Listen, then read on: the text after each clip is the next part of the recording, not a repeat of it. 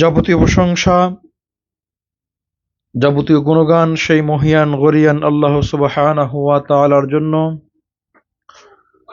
যে আল্লাহ সুবহানাহু ওয়া তাআলা আজ 15তম রমজান সিয়াম অবস্থায় আমাদের কিছু মুমিনা মুসলিমা মা ও বোনদের আয়োজনে আজকের এই তালিমি বৈঠকে বসার আল্লাহ তাআলা তৌফিক দান করেছেন। সে আল্লাহ পাকের দরবারে লাখো কোটি শুকরিয়া আদায় করি। সকলেই অন্তঃস্থল থেকে পড়ি আলহামদুলিল্লাহ। দরুদ ও সালাম বর্ষিত হোক প্রিয় নবী জনাব মুহাম্মদুর রাসূলুল্লাহ, সকলে পড়ি সাল্লাল্লাহু আলাইহি ওয়াসাল্লাম। যে নবীর আদর্শ বাস্তবায়ন করাই আমাদের জীবনের মূল লক্ষ্য, যে নবীর অনুসরণ অনুকরণ করলে আপনার আমার সকলের জন্য রয়েছে পরকালীন সফলতা, সে নবীর উপর দরুদ ও সালাম বর্ষিত হোক। সকলেই মুহাব্বতের সাথে পড়ি সাল্লাল্লাহু আলাইহি ওয়াসাল্লাম। সম্মানিত উপস্থিতি, আমরা এমন একটি মাস অতিবাহিত করছি, এমন একটি মাসে অবস্থান করছি যে মাসটি আল্লাহ সুবহানাহু ওয়া তাআলার নিকটে 12 মাসের ভিতরে সবচাইতে গুরুত্বপূর্ণ, সবচাইতে পছন্দনীয়, আল্লাহ তাআলার নিকট সবচাইতে প্রিয় মাসের নাম হচ্ছে মাহে রমাদান মাস। আল্লাহ তাআলা কোরআনে 4টি মাসকে সম্মানিত মাস বলে ঘোষণা করেছেন। 4টি মাসের মধ্যে সবচাইতে বেশি সম্মানী যে মাস, সেই মাসের নাম হচ্ছে রমাদান মাস। অন্য আরো 3টি মাস আল্লাহ তাআলা সম্মানিত বলে ঘোষণা করেছেন। তার একটি মাস হচ্ছে জিলকাত, জিলহজ্জা এবং মুহররম, মাহে রমাদান। এই 4টি মাসে আল্লাহ তাআলা মানুষদেরকে যুদ্ধ বিগ্রহ এই সমস্ত কাজ থেকে বিরত থাকতে বলেছেন, কারণ আল্লাহ তাআলার নিকট 12 মাসের ভিতরে এই 4টি মাস অধিক সম্মানী মাস। আবার এই 4টি মাসের ভিতরে সবচাইতে সম্মানী, গুরুত্বপূর্ণ, ফজিলতপূর্ণ মাসের নাম হচ্ছে মাহে রমাদান মাস। প্রশ্ন আসতে পারে, রমাদান মাস কেন এত গুরুত্বপূর্ণ, এত বেশি ফজিলতপূর্ণ? মহান আল্লাহ এর উত্তর বলে দিচ্ছেন। আল্লাহ তাআলা বলেন, শাহরু রমাদান আল্লাযী উনজিলা ফীহিল কুরআন।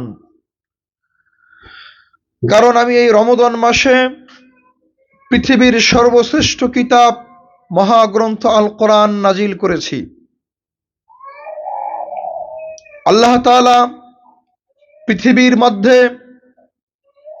সবচাইতে দামি কিতাব, সর্বশ্রেষ্ঠ কিতাব আল্লাহ তাআলার ওহী দুনিয়াতে প্রেরণ করেছেন, নাজিল করেছেন এই রমাদান মাসে। এজন্য আল্লাহ তাআলা রমাদান মাসের সম্মানকে অন্যান্য মাসের তুলনায় সবচাইতে বেশি ফজিলতপূর্ণ করেছেন। আল্লাহ তাআলা এই মাসের ঘোষণা অনুযায়ী তিনি বলছেন, ইয়া আইয়ুহাল্লাযীনা আমানু কুতিবা আলাইকুমুস সিয়াম কামা কুতিবা আলাল্লাযীনা মিন ক্বাবলিকুম লাআল্লাকুম তাত্তাকুন। সূরা বাকারা 183 নম্বর আয়াতে আল্লাহ তাআলা বলেন, ও দুনিয়ার ঈমানদার মানুষেরা, ও দুনিয়ার ঈমানদার মানুষেরা, যারা আমার উপর ঈমান এনেছো, কুতিবা আলাইকুমুস সিয়াম, তোমাদের উপর সিয়ামকে ফরজ করে দেওয়া হয়েছে, রমাদানের সিয়াম। কামা কুতিবা আলাল্লাযীনা মিন ক্বাবলিকুম, যেমনটি ভাবে ফরজ করা হয়েছিল তোমাদের পূর্ববর্তীদের উপর, পূর্ববর্তী উম্মতদের উপর। আল্লাহ তাআলা যেভাবে আমাদের উপর কোরআনকে না সিয়ামকে ফরজ করেছেন, ঠিক অন্য অন্য নবী রাসূলদের প্রতি, অন্য অন্য উম্মতদের প্রতিও আল্লাহ তাআলা সিয়ামকে ফরজ করেছিলেন। পদ্ধতি ছিল ভিন্ন। কারণ কেন আল্লাহ তাআলা মানুষকে সিয়াম দিলেন, রমাদান মাস দিলেন, সিয়াম কেন ফরজ করলেন?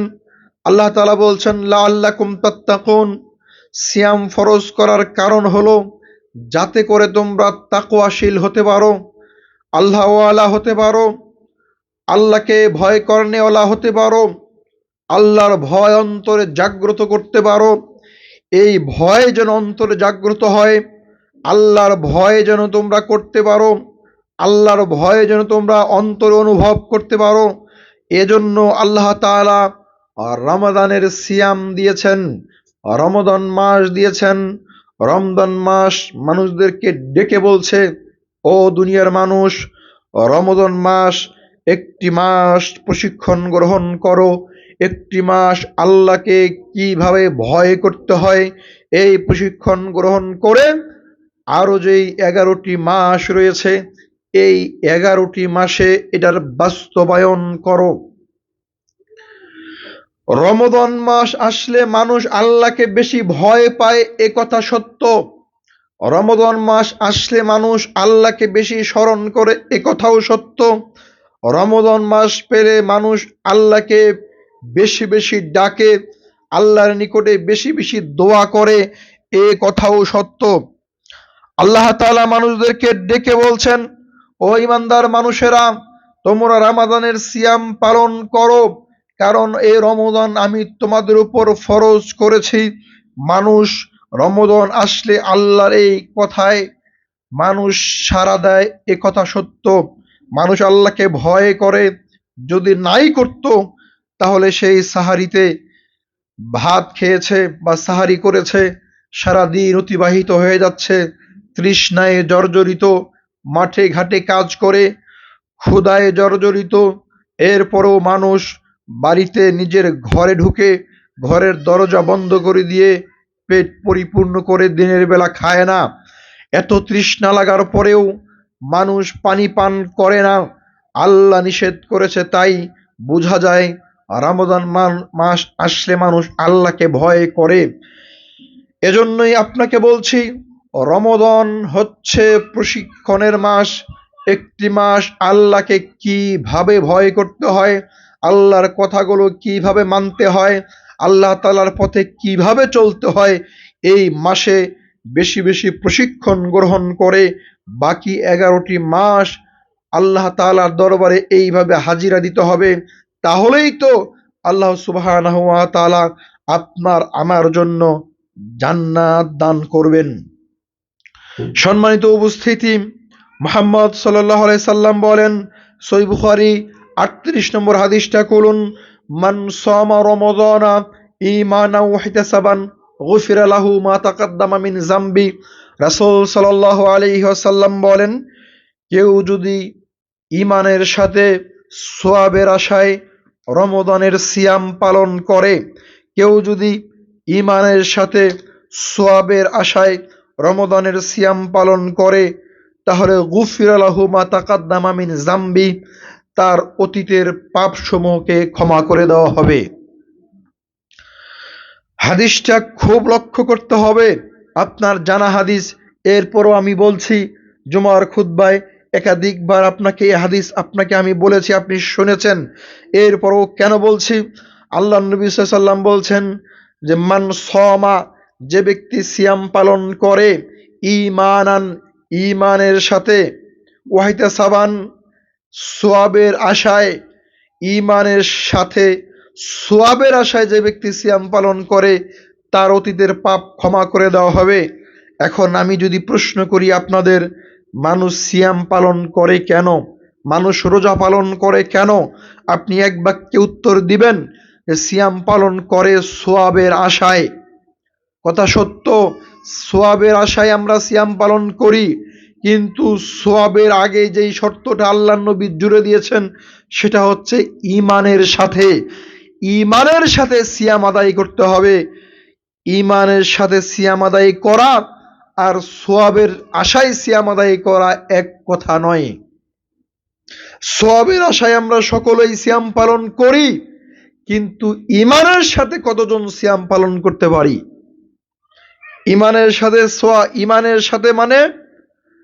ঈমানের সাথে মানে হলো আপনি সিয়াম থাকলেন, ক্ষুধার্ত থাকলেন, কিন্তু আপনি সারাদিন সলাৎকে ছেড়ে দিলেন, আপনি নামাজ আদায় করলেন না।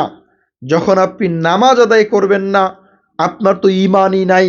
আল্লাহর নবী বলছেন, যে ব্যক্তি ইচ্ছাকৃতভাবে 5 ওয়াক্ত সালাত ছেড়ে দেয় ও কাফের। তাহলে যে ব্যক্তি সিয়াম আদায় করে কিন্তু সালাত আদায় করে না, তার ঈমান নাই, তাহলে সেই ব্যক্তি ঈমানের সাথে সিয়াম আদায় করতে পারে কিভাবে? সম্মানিত উপস্থিতি, মানুষ সওয়াবের আশায় সিয়াম পালন করে, হাতে একটা তাবিজ বাঁধা আছে, কোমরে একটা তাবিজ বাঁধা আছে, গলায় তাবিজ ঝুলানো আছে, নিজের না হোক নিজের সন্তানের ঝুলানো আছে। যেই সন্তানের সিয়াম ফরজ হয়েছে, ওই সন্তান না হোক যেই সন্তানটা কোলে আছে, দুধ পান করে, এই সন্তানটার গায়ে কালো সুতা পরিহিত রয়েছে, ওই সন্তানটার গায়ে তাবিজ পরানো রয়েছে, ওই সন্তানের কপালে কালো টিপ দেওয়া রয়েছে যাতে করে নজর না লাগে। এই সমস্ত পিতামাতা কিভাবে ঈমানের সাথে সিয়াম পালন করতে পারে? আল্লাহ নবী শর্ত দিয়েছেন, যে ব্যক্তি ঈমানের সাথে সওয়াবের আশায় সিয়াম পালন করবে, তার জন্য তার অতীতের পাপ ক্ষমা হবে। কিন্তু যদি আপনি তাবিজ ঝুলানো অবস্থায় সিয়াম পালন করেন, তার মানে আপনি সওয়াবের আশায় সিয়াম পালন করছেন, আপনার ঈমান নাই। যদি আপনার সন্তানের কপালে কালো টিপ পরিহিত থাকে, আপনি পরিয়ে দেন, এমত অবস্থায় আপনি সিয়াম পালন করেন, আপনি সওয়াবের আশায় সিয়াম পালন করছেন, একথা সত্য, কিন্তু আপনার ঈমান নাই। সম্মানিত উপস্থিতি, যেই মা ও বোনেরা শিরকে লিপ্ত হয়ে আছেন, সওয়াবের আশায় সিয়াম পালন করছেন, একথা সত্য, কিন্তু ঈমানের সাথে নয়, তাদের ঈমান নাই। এরূপ বহু উদাহরণ আমি আপনাকে দিতে পারি। আপনি সিয়াম অবস্থায় অন্যের গীবাত করছেন, পরনিন্দা করছেন, অন্যের সমালোচনা করছেন, গীবাত চগলখড়ির সাথে জড়িত আছেন, আপনি সওয়াবের আশায় সিয়াম পালন করছেন, একথা সত্য, কিন্তু আপনার ঈমান তো নাই। এরকম ভাবে অনেক পাপের সাথে আমরা জড়িয়ে আছি, যেই পাপের কারণে ঈমান চলে গেছে। এখন আপনি সওয়াবের আশায় সিয়াম পালন করলেন, কিন্তু ঈমান নাই। এই সিয়াম আল্লাহর দরবারে কিভাবে কবুল হতে পারে? আর এই সিয়ামের মাধ্যমে কিভাবে আপনার অতীতের পাপ ক্ষমা হতে পারে? মনোযোগ দিয়ে শুনতে হবে, গভীর মনোযোগ দিয়ে আপনার শুনতে হবে।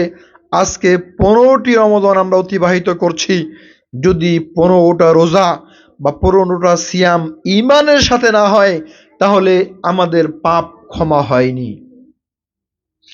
পাপ ক্ষমা হয়নি।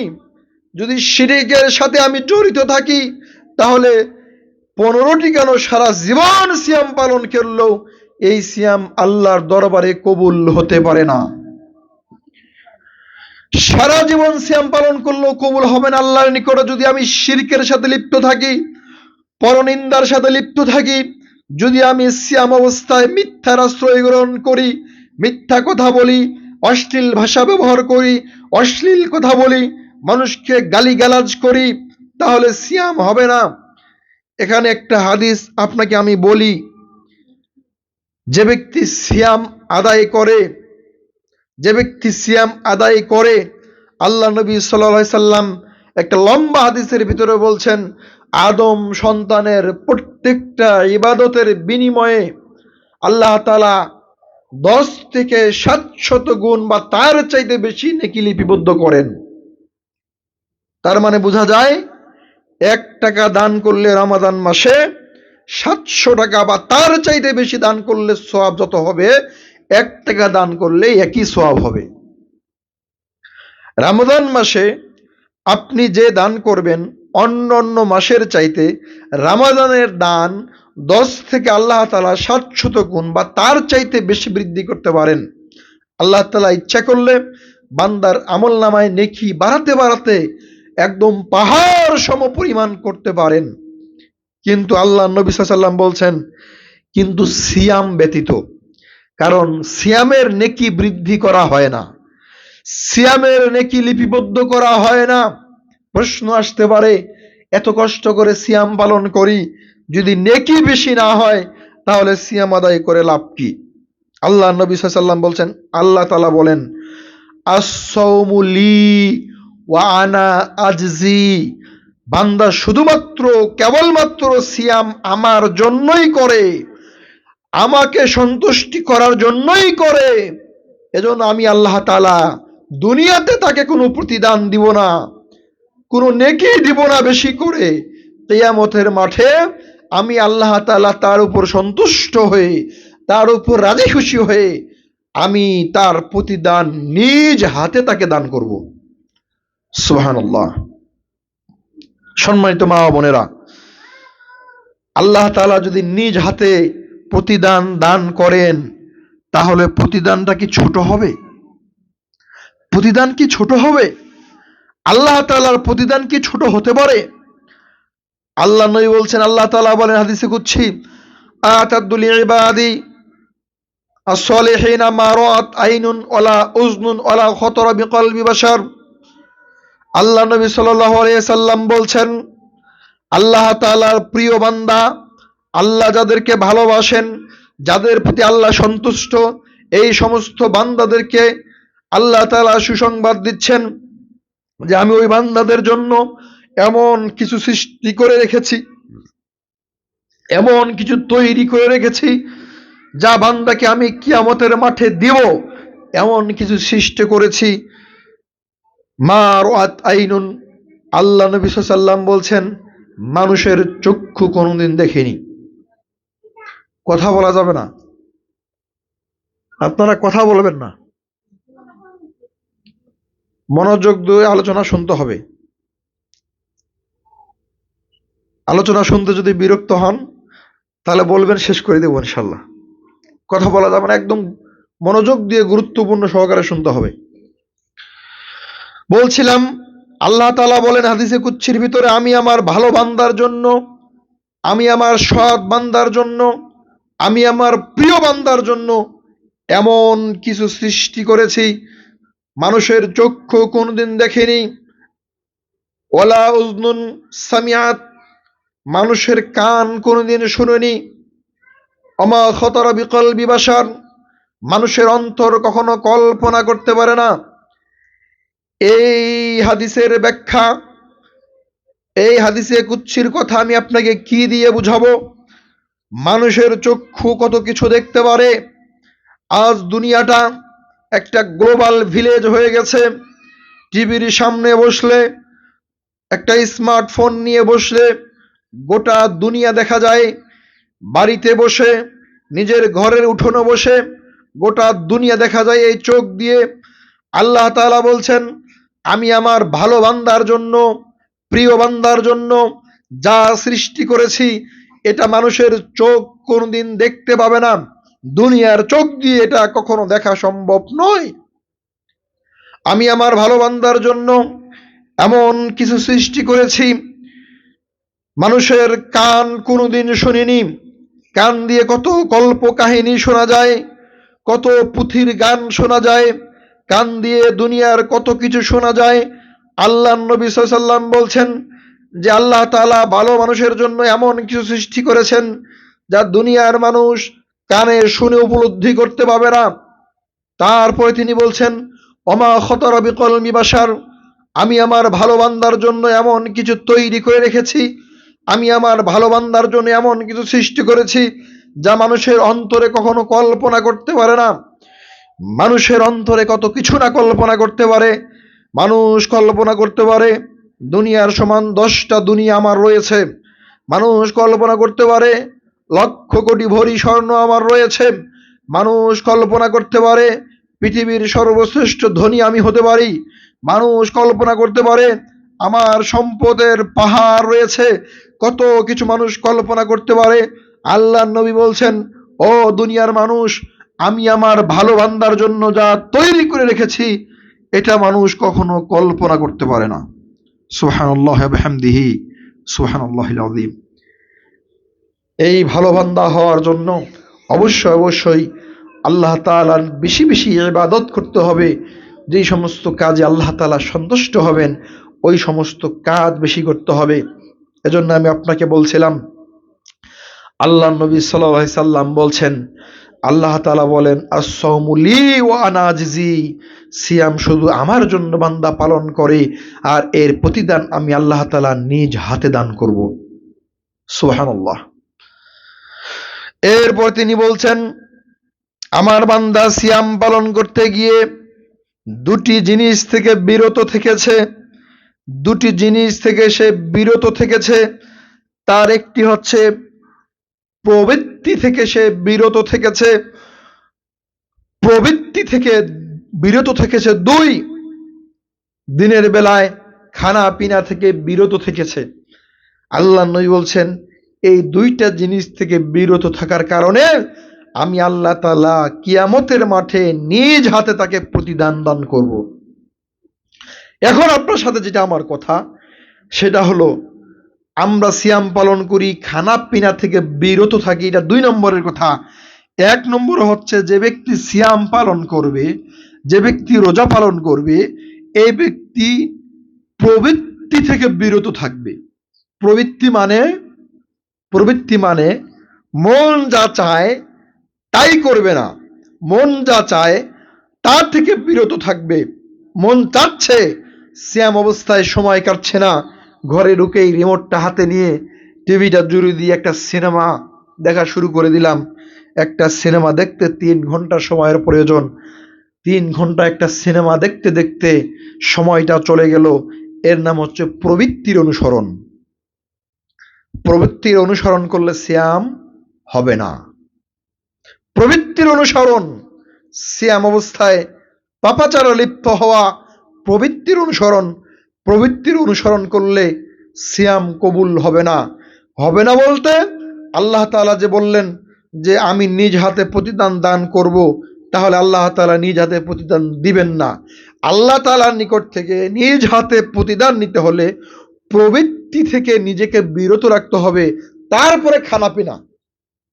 আমরা শুধু সিয়াম পালন করি পেটের সিয়াম, আমরা শুধু অনাহারে থাকি, খাবার খাই না, সারাদিন না খেয়ে সিয়াম পালন করি। আসলেই কি সিয়াম এটা? আসলেই কি সিয়াম শুধু না খেয়ে থাকার নাম? সিয়াম আছে চক্ষুর সিয়াম, সিয়াম আছে মুখের সিয়াম, সিয়াম আছে হাতের সিয়াম, সিয়াম আছে পায়ের সিয়াম, সিয়াম আছে প্রবৃত্তির সিয়াম, সিয়াম আছে মনের সিয়াম, সিয়াম আছে আপনার মনের সিয়াম, ইত্যাদির সমন্বিত রূপের নাম হচ্ছে সিয়াম। শুধু খানা পেনা থেকে বিরত থাকার নাম সিয়াম নয়। হাতের সিয়াম হলো সিয়াম অবস্থায় কোনো অন্যায় কাজে হাতকে বাড়িয়ে না দেওয়া। মুখের সিয়াম হলো সিয়াম অবস্থায় অশ্লীল বেহাপনা মিথ্যা কথা থেকে বিরত থাকা। কানের সিয়াম হলো সিয়াম অবস্থায় অশ্লীল ভাষা, অশ্লীল গান, অশ্লীল বাদ্যযন্ত্র থেকে বিরত থাকা। পায়ের সিয়াম হলো পা দিয়ে কোনো অন্যায় কাজে হেঁটে না যাওয়া, অন্যায় কাজ থেকে বিরত থাকা। প্রত্যেকটা জিনিসের সিয়াম আছে, কিন্তু দুঃখজনক হলেও সত্য, আমাদের দেশের মানুষ আমরা সিয়াম পালন করি শুধু পেটের সিয়াম। সাহারিতে খাবার খেয়েছি, আবার মাগরিবের আজান যখন হবে, সূর্যাস্ত যাবে, তখন ইফতার করব, না খেয়ে থাকার নাম সিয়াম মনে করি, কিন্তু এর নাম সিয়াম নয়। সিয়াম হচ্ছে একদম সাহারি থেকে শুরু করে সূর্যাস্ত পর্যন্ত যাবতীয় খানা পিনা, মিথ্যা কথা, অশ্লীল বেহাপনা, খারাপ কাজ থেকে নিজেকে, মিথ্যা কথা থেকে নিজেকে বিরত থাকার নাম, বিরত রাখার নাম হচ্ছে সিয়াম। আর এই সিয়াম যে ব্যক্তি পালন করবে, কিয়ামতের মাঠে আল্লাহ তাআলা ওই ব্যক্তিকে নিজ হাতে প্রতিদান দান করবেন। তাহলে আমরা কি চাই না আল্লাহর নিকট থেকে প্রতিদান নিতে? যদি চাই, সম্মানিত মা ও বোনেরা, অবশ্যই সিয়াম অবস্থায় গীবাত, পরনিন্দা, অশ্লীলতা, টিভি, সিনেমা, তারপরে আপনার মিথ্যা কথা, তারপরে অশ্লীল ভাষায় গালিগালাজ, ঝগড়া বিবাদ থেকে নিজেকে বিরত রাখতে হবে।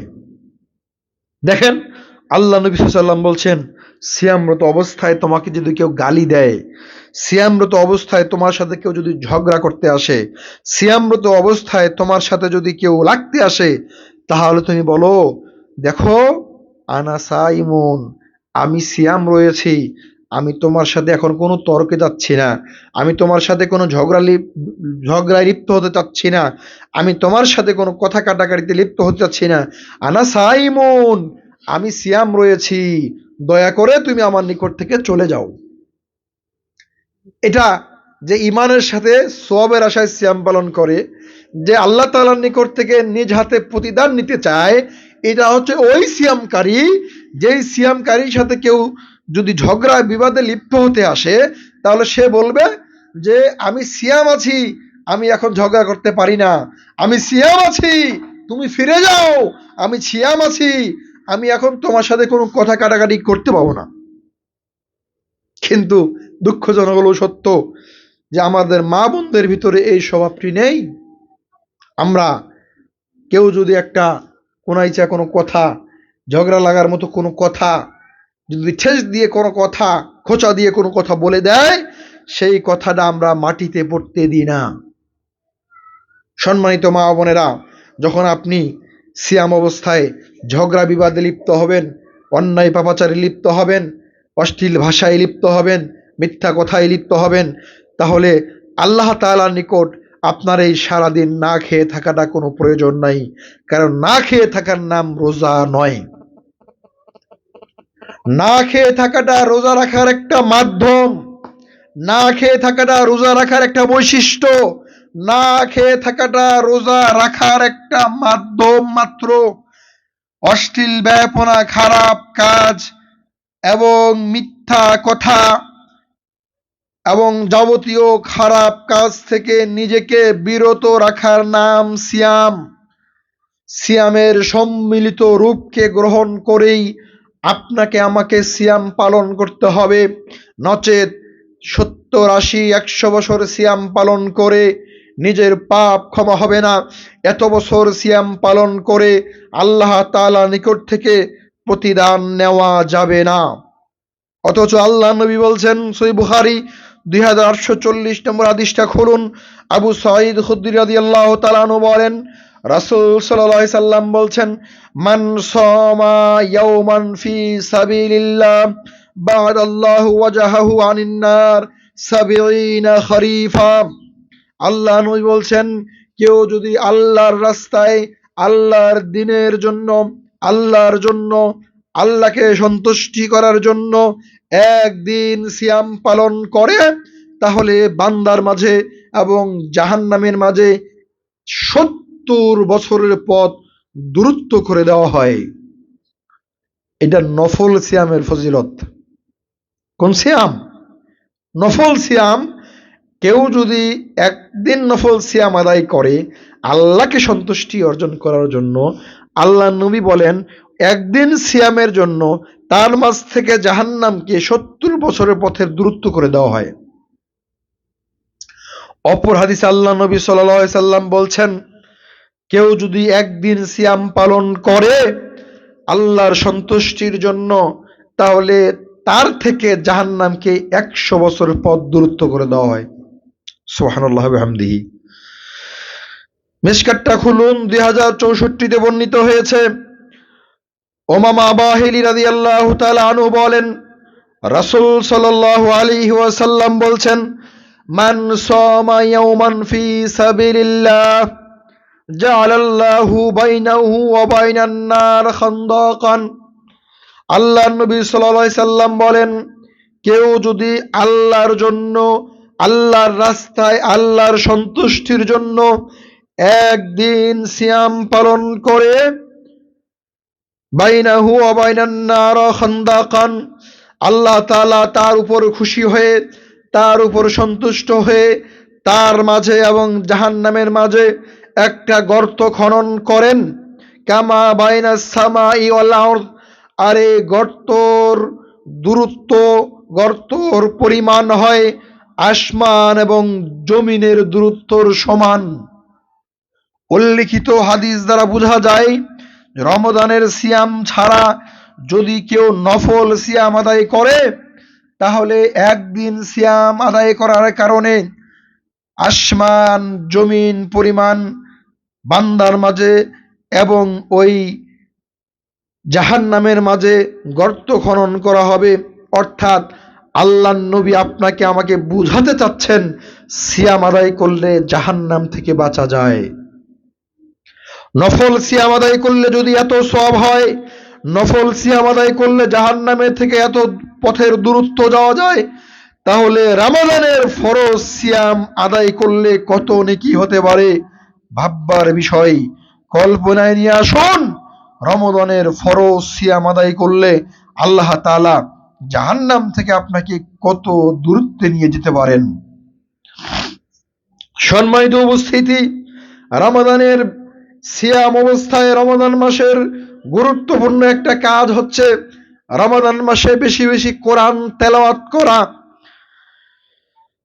মিশকাতের 1963-তে বর্ণিত হয়েছে, আব্দুল্লাহ ইবনে উমর রাদিয়াল্লাহু তাআলা আনহু বলেন, রাসূল সাল্লাল্লাহু আলাইহি সাল্লাম বলেছেন, কিয়ামতের মাঠে দুইটা জিনিস আল্লাহর নিকটে সুপারিশ করবে, আল্লাহ তাআলার নিকটে সুপারিশ করবে।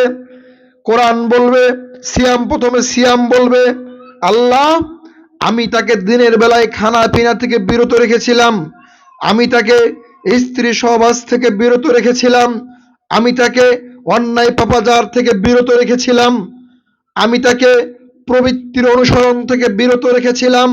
অতএব তুমি আজকে আমার সুপারিশ গ্রহণ করো, তুমি এই সিয়াম আদায়কারী ব্যক্তিকে জান্নাত দান করো। আল্লাহ তাআলা দুনিয়াতে বলছেন সিয়াম পালন করো, প্রতিদান আমি নিজ হাতে দিব। কিয়ামতের মাঠে সিয়াম বলবে, আল্লাহ ওই ব্যক্তি তোমার ঘোষণা অনুযায়ী সিয়াম পালন করেছে, আজ তাকে জান্নাত দাও। সিয়ামকে আল্লাহ তাআলা কখনো তার কথা ফেলবেন না। সিয়ামের সুপারিশ অনুযায়ী আল্লাহ তাআলা ওই ব্যক্তির ছোটখাটো পাপগুলোকে ক্ষমা করে দিয়ে তাকে জান্নাত দান করবেন। 2 নম্বর, কোরআন আল্লাহর নিকটে সুপারিশ করবে, আল্লাহ আমি এই ব্যক্তিকে রাতে ঘুমাতে দিইনি, রাত জেগে আমাকে তেলাওয়াত করেছে, আমাকে দিন রাত তেলাওয়াত করেছে, আমার সংবিধান অনুযায়ী নিজের জীবনকে পরিচালনা করেছে। অতএব আজকে তুমি আমার ফরিয়াদ শোনো, আজকে তাকে জান্নাত দান করো। আল্লাহ তাআলা কোরআনকেও কোরআনের কথা অনুযায়ী ওই ব্যক্তিকে ক্ষমা করে জান্নাত দান করবেন। বোঝা যায় কিয়ামতের মাঠে সিয়াম এবং কিয়ামতের মাঠে কোরআন দুটি জিনিস আপনার জন্য সুপারিশ করবে। এই দুটি জিনিস আপনার জীবনে অতীব গুরুত্বপূর্ণ জিনিস। সম্মানিত উপস্থিতি, আমরা তো শুধু দুনিয়া নিয়ে পড়ে রয়েছে, শুধু দুনিয়া, কিভাবে দুনিয়াকে ইনকাম করা যাবে, অর্থ উপার্জন করা যাবে, দুনিয়াতে ভোগ বিলাস করা যাবে, দুনিয়াতে কিভাবে আনন্দ ঘন মুহূর্ত কাটানো যাবে, এই চিন্তা ভাবনা নিয়ে আমরা সময় অতিবাহিত করছি। অথচ এই রমাদান মাস একটা ফজিলতপূর্ণ মাস, একটা গুরুত্বপূর্ণ মাস চলে যাচ্ছে আমাদের নিকট থেকে, আমরা ভ্রুক্ষেপ করছি না, আমরা কোনোভাবেই রমাদানের মূল্যায়ন করার চেষ্টা করছি না।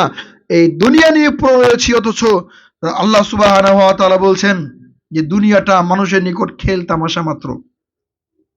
আর দুনিয়া লাইবুন আও লাহবুন, আল্লাহ তাআলা বলছেন দুনিয়াটা হচ্ছে খেল তামাশা। এই খেল তামাশার 2 দিনের দুনিয়া, চোখ বন্ধ করলে এই নিমিষেই সবকিছু শেষ হয়ে যাবে।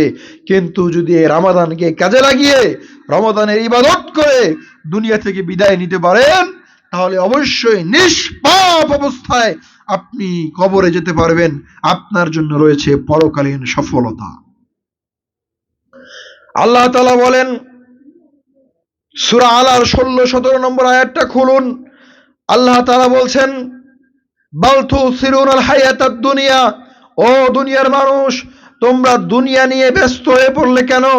দুনিয়াটাকে চিরস্থায়ী বসবাসের জায়গা মনে করলে কেন? দুনিয়াটা চিরস্থায়ী বসবাসের জায়গা নয়। ওয়াল আখিরাতু খায়রু ওয়া আবকা, আমি আল্লাহ তাআলা তোমাদের জন্য একটা চিরস্থায়ী বসবাসের জায়গা করেছি, তার নাম হচ্ছে আখিরাত, তার নাম হচ্ছে পরকাল, তার নাম হচ্ছে কিয়ামত। তার নাম হচ্ছে জান্নাত জাহান্নাম। তোমরা দুনিয়াটাকে স্থায়ী মনে করে দুনিয়াটাকে কামড়ে ধরলে কেন? তোমরা চিরস্থায়ী বসবাসের জায়গাকে কামড়ে ধরো, ওই জায়গায় সফলতা আনার চেষ্টা করো। কারণ দুনিয়ার শুরু আছে, শেষ আছে, কিন্তু কিয়ামতের শুরু আছে, শেষ নাই। জান্নাতের শুরু আছে, শেষ নাই। জাহান্নামের শুরু আছে, শেষ নাই। অতএব তোমরা ওই পরকালের প্রতি মনোনিবেশ করো। আল্লাহ তাআলা বলছেন, আল্লাহাকুমুত তাকাসুর হাত্তা যুরতুমুল মাকাবির।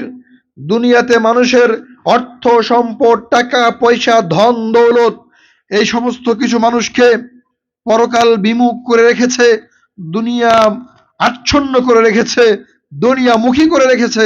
হাত্তা যুরতুমুল মাকাবির, যতক্ষণ পর্যন্ত ওই ব্যক্তি কবরে না ঢুকে। একজন মানুষ যখন কবরে ঢুকবে, চোখখানা তার বন্ধ হয়ে যাবে, দুনিয়া থেকে সে বিদায় নিবে, তখন মানুষ সোজা হয়ে যাবে, তখন মানুষ টের পাবে, তখন মানুষ বুঝতে পারবে দুনিয়াটা আমার জন্য কি মূল্যবান জায়গা ছিল, দুনিয়াটা পরকালীন সফলতা অর্জনের কত বড় মাধ্যম ছিল। তখন মানুষ বুঝতে পারবে, তখন মানুষ কান্নাকাটি করবে। কিয়ামতের মাঠে আল্লাহকে বলবে মানুষ, আল্লাহ আমাদেরকে পুনরায় দুনিয়াতে পাঠিয়ে দাও, দুনিয়াতে গিয়ে তোমার ইবাদত করে আমরা জান্নাত পেতে চাই। আল্লাহ বলবেন, ও মানুষ, তোমাদেরকে সুযোগ দিয়েছিলাম আমার ইবাদত করার জন্য, পরকালীন সফলতা অর্জনের জন্য। দ্বিতীয়বার কোনো সুযোগ বা সময় তোমাদেরকে দেওয়া হবে না, তাদেরকে জাহান্নামের অগ্নিকুণ্ডে নিক্ষেপ করা হবে। সম্মানিত মা ও বোনেরা, অতএব দুনিয়া নিয়ে ব্যস্ত নয়, দুনিয়া 3 দিনের জায়গা।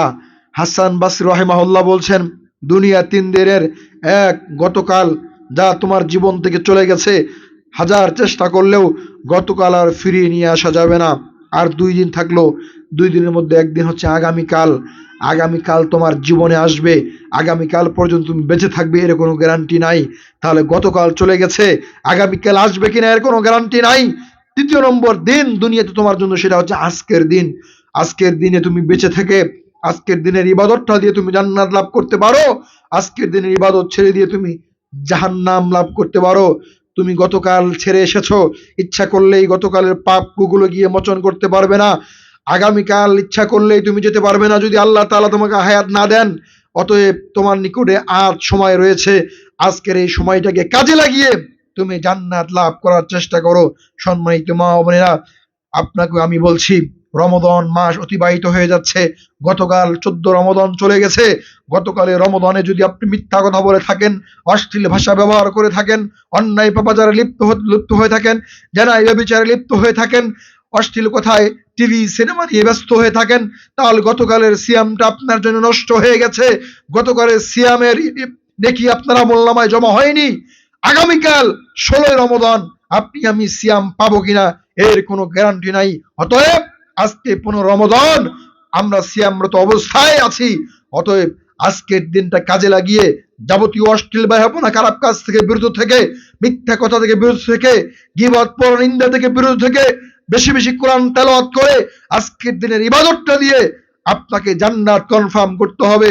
মুমিনকে মনে রাখতে হবে যে আজকের দিনটাই হয়তোবা আমার জন্য শেষ দিন, আমি আজকের দিনেই মারা যেতে পারি, আজকে আমার হায়াত শেষ হতে পারে, আমি দুনিয়ার বুক থেকে বিদায় নিয়ে চলে যেতে পারি। অতএব প্রত্যেকটা মুমিনা নারী মনে করবে যে আজকেই প্রত্যেকটা দিন আমার জন্য শেষ দিন।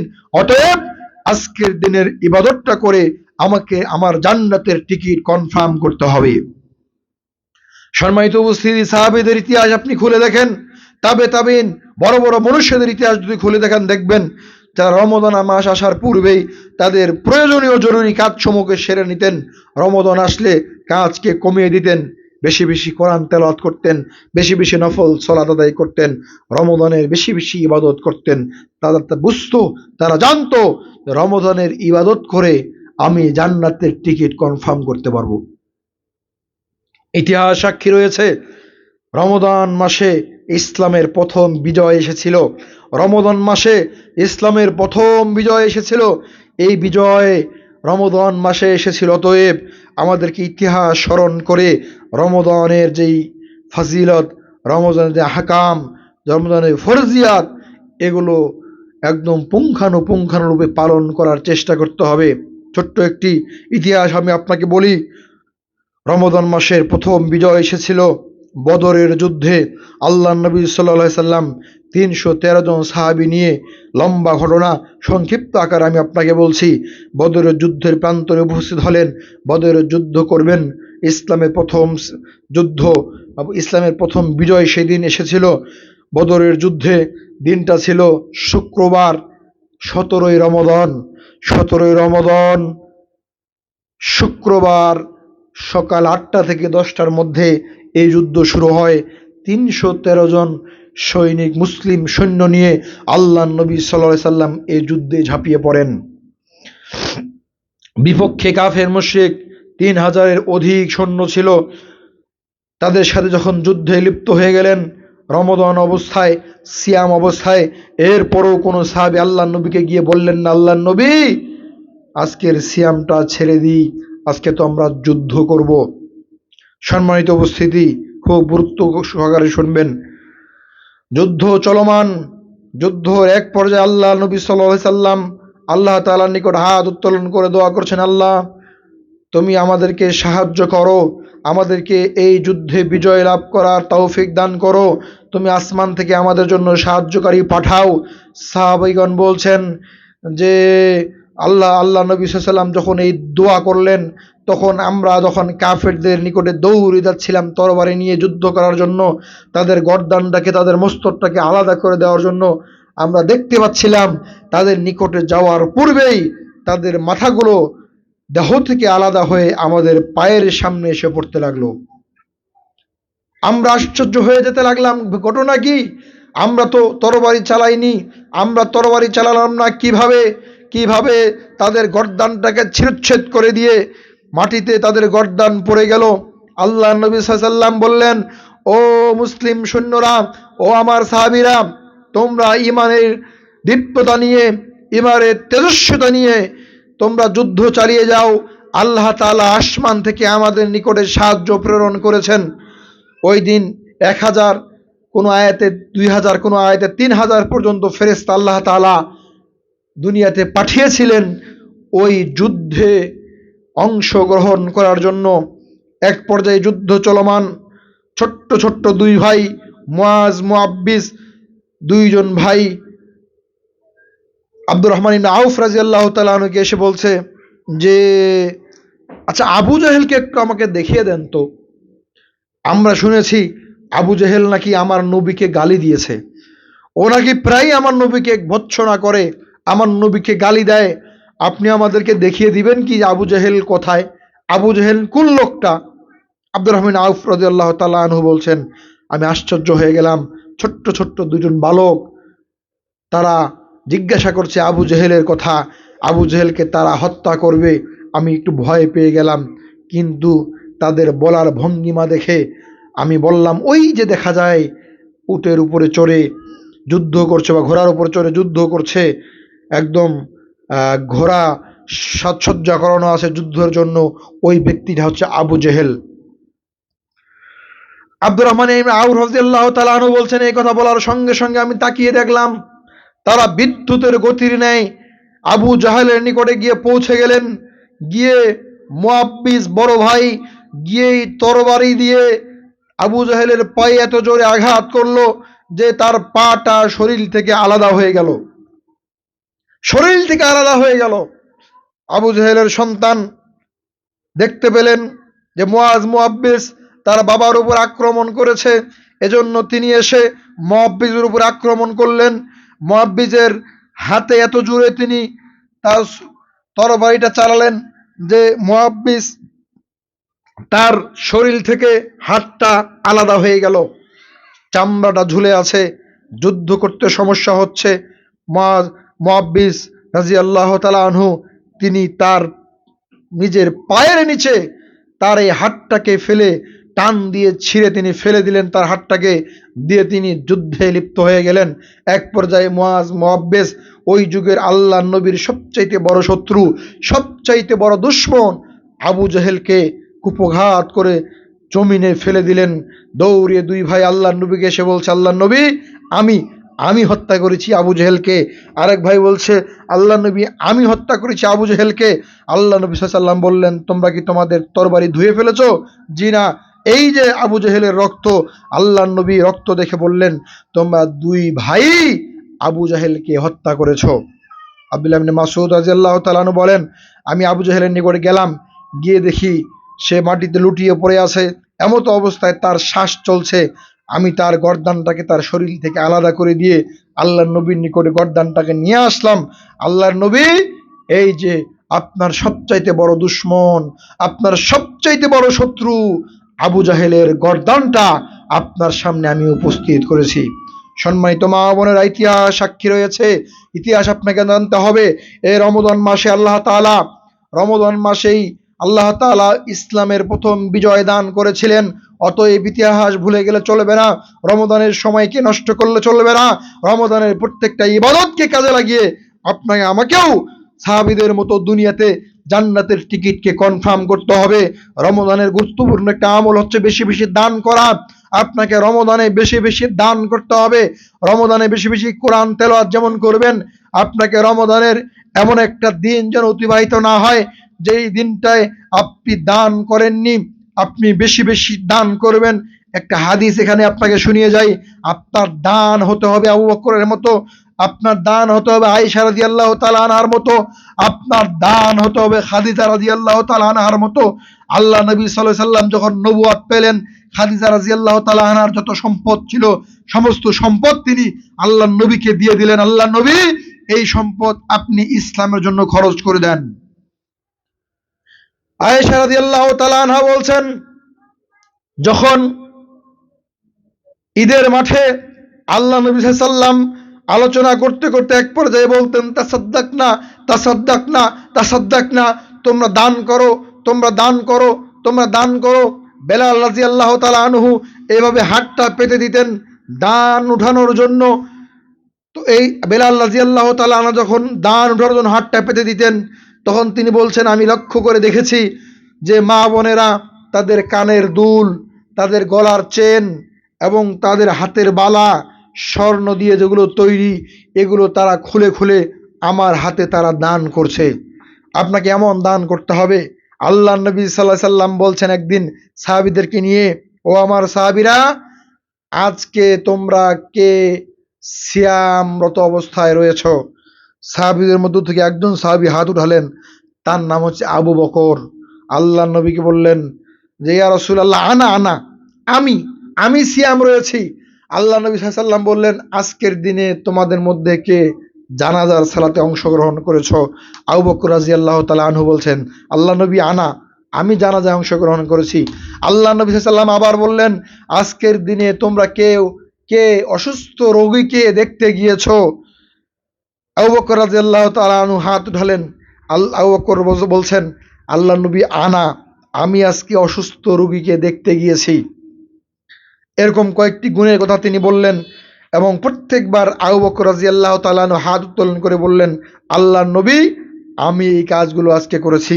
আল্লাহ নবী সাল্লাল্লাহু আলাইহি ওয়াসাল্লাম বলছেন, যার ভিতরে এই গুণগুলো থাকবে দাখালাল জান্নাহ, সে নিঃসন্দেহে জান্নাতে প্রবেশ করবে। সম্মানিত উপস্থিতি, সম্মানিত মা বোনের জন্য আমি আপনাকে বলতে চাচ্ছি, রমজানে আপনি বেশি বেশি দান করবেন, প্রতিদিন দান করবেন, ফকির মিসকিন আসলে দান করবেন, মসজিদ মাদ্রাসায় দান করবেন, অসহায় গরিবদেরকে দান করবেন, বেশি বেশি দান করার চেষ্টা করবেন। কারণ কিয়ামতের মাঠে দান আপনার দলিল হিসেবে দাঁড়াবে। আস-সাদাকাতু বুরহানুন, আল্লাহ নবী সাল্লাল্লাহু আলাইহি ওয়াসাল্লাম বলছেন, দান হচ্ছে দলিল স্বরূপ। কিয়ামতের মাঠে মানুষ এই দলিল নিয়ে উপস্থিত হবে এবং আল্লাহকে বলবে, আল্লাহ, আমি জান্নাত যেতে চাই কারণ আমি দান করেছি, এই যে আমার নিকট দলিল রয়েছে। সম্মানিত উপস্থিতি, আমরা আলোচনার একদম শেষ পর্যায়ে চলে এসেছি। এই পর্যায়ে এসে আমি আপনাকে বলছি যে রমজানে বেশি বেশি আপনি দান করুন, কারণ দান আপনি করলে নিজের জন্যই করবেন। আল্লাহ তাআলা কিয়ামতের মাঠে এটা আপনাকে পেশ করবেন, এর প্রতিদান আল্লাহ তাআলা আপনাকে দিবেন। যদি দান আপনি না করেন তাহলে মৃত্যুর সময় আপনি আল্লাহর নিকট হাহাকার করবেন। আল্লাহ তাআলা বলছেন সূরা মুনাফিকুন আয়াত নং 10, আজকের আলোচনার শেষ আয়াত, ওয়ানফিকু মিম্মা রাযাকনাকুম মিন ক্বাবলি আয়াতিয়া আহাদাকুমুল মাউত ফায়াকুলু রাব্বি লাউলা আখারতানি ইলা আজালিন করিব মানুষের নিকট আল্লাহ তাআলা বললেন যে তোমরা আল্লাহর দেওয়া রিজিক থেকে আল্লাহর রাস্তায় দান করো। একথা বলার পর তিনি বলছেন মানুষের নিকটে যখন মৃত্যু চলে আসবে, মৃত্যু মানুষের নিকটে চলে আসবে, তখন মানুষ আল্লাহকে বলবে, আল্লাহ একটু সময় দাও, আল্লাহ একটু সময় দাও, আমি দান করতে চাই। ওয়াকুম মিনাস সলিহিন, কেন দান করতে চাই? দান করে আমি ভালো বান্দা, সৎ বান্দার অন্তর্ভুক্ত হতে চাই।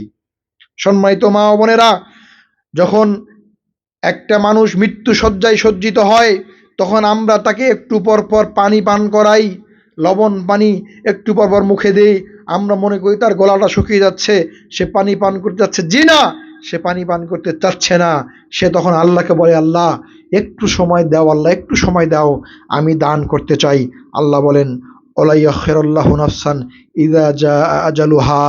আল্লাহ তাআলা বলেন, মৃত্যু যখন মানুষের নিকটে চলে আসবে, তখন বিন্দু পরিমাণ এদিক সেদিক সময় দেওয়া হবে না, বিন্দু পরিমাণ অপেক্ষা করা হবে না।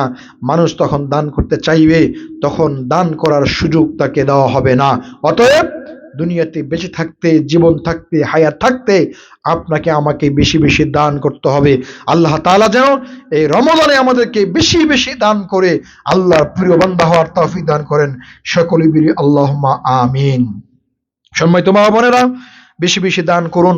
প্রধানাবাদ কেন্দ্রীয় হাফিজিয়া সালাফিয়া মাদ্রাসার 4 তলা ভবনের কাজ অচিরেই শুরু হবে ইনশাআল্লাহ।